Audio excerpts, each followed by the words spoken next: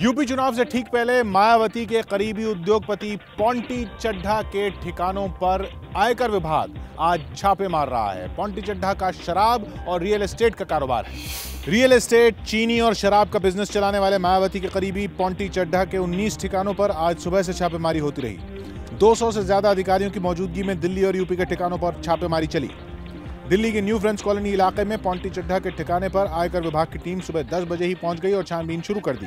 दिल्ली से सटे नोएडा के इस सेंटर स्टेज मॉल में भी छापा पड़ा। आयकर अधिकारियों ने सुबह 10:30 बजे पूरे मॉल को छावनी में बदल दिया। मुरादाबाद में पोंटी चड्ढा के इस घर पर भी आयकर विभाग की टीम सुरक्षा बल के साथ तड़के पहुंची और छापेमारी शुरू कर दी। गुजरात के मुख्यमंत्री नरेंद्र मोदी को हाईकोर्ट से मिली है बड़ी राहत।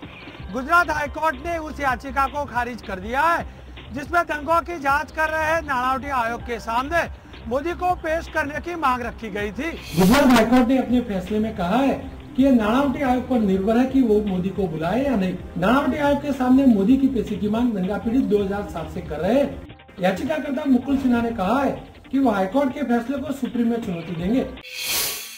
मायावती भी नए नारे और नए वायदों के साथ चुनाव प्रचार के अखाड़े में आज से कूद पड़ी है। सीतापुर और बाराबंकी में उन्होंने चुनावी सभाएं की और 1 घंटे के उनके भाषण में पूरे मैदान में उनके निशाने पर रही तो कांग्रेस पार्टी और उसकी नीतियां साफ साफ लगा कि मायावती सीधे सीधे कांग्रेस से आर पार की लड़ाई के मूड में है। केंद्र की सरकार ने देश में केंद्रीय सरकारी नौकरियों में दलितों के आरक्षण के कोटे को पूरा कराने के जो आदेश दिए हैं, ये केवल इनकी चुनावी हवाई ड्रामेबाजी है। 1 घंटे के भाषण में मायावती ने 40 मिनट तक कांग्रेस को ही जमकर कोसा। हमें Congress, BJP, spa and company के लोगों का खास तौर से भ्रष्टाचार के मुद्दे पर कुछ भी बोलना मानो 900 चूहे खाकर बिल्ली हंस को चली हो, इस कहावत की तरह ही प्रतीत होता है।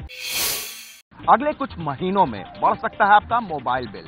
टेलीकॉम कंपनियां इस साल अपनी कॉल दरों में 30% बढ़ोतरी कर सकती हैं। मोबाइल कंपनियां मानकर चल रही हैं कि कॉल दरों में कम से कम 25 से 30% बढ़ोतरी अब जरूरी है। वोडाफोन में जनवरी में दिल्ली में पोस्टपेड के लिए कॉल दरों में 20% की बढ़ोतरी की है। दूसरी कंपनियां भी वोडाफोन की तरह दरों में बढ़ोतरी पर विचार कर रही हैं। प्रीपेड ग्राहकों का मोबाइल बिल मार्च से बढ़ सकता है।